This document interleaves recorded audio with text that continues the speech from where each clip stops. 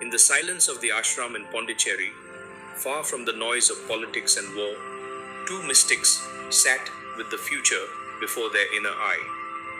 Sri Aurobindo and the Mother, beacons of spiritual evolution, did not see nations merely as political entities, but as living souls in the drama of human transformation.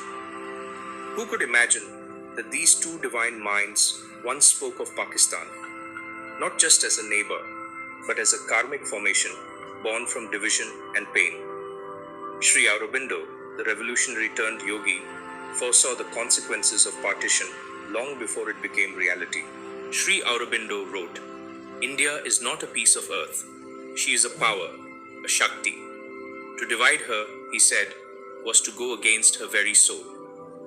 In a letter written on August 15th, 1947, the day of India's independence and his own birthday, Sri Aurobindo made a chilling prophecy. The partition must go. It is not a permanent fact, for the destiny of India is to unite all the people of the Indian subcontinent.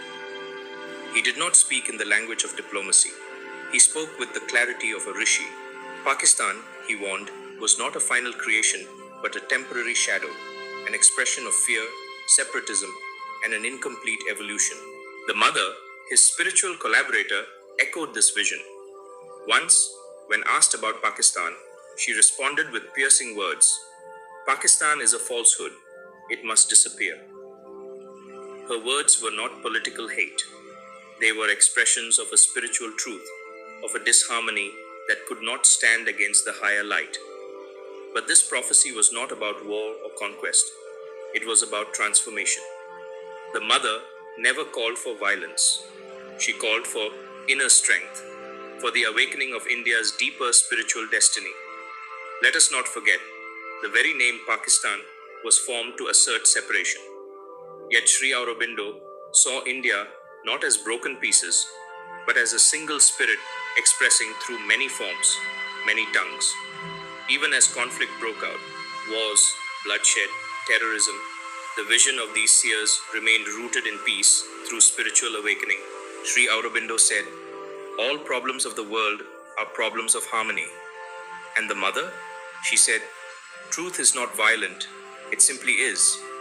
To truly understand their prophecy is to see beyond the surface, to see that India's destiny was never just about borders, but about raising human consciousness. The unification they spoke of may not happen through treaties or wars. It may happen when a new light dawns in the hearts of people on both sides of the border, when fear dissolves into wisdom and history is healed through truth. Today, we stand at a crossroads. The shadows of history still loom large, but the words of Sri Aurobindo and the Mother remain like a lamp, showing us the path forward. They asked not for revenge, but for remembrance. They demanded not violence, but inner realization. They envisioned a new India, not born of hatred, but of harmony. So the question remains, are we willing to rise to the vision they saw? Can we transform pain into purpose? For as the Mother once said, to be a true Indian is to be spiritual. This was not just a prophecy on Pakistan. It was a call for India's soul to awaken, to remember who she truly is. A land of rishis, a force of unity, a cradle of higher consciousness.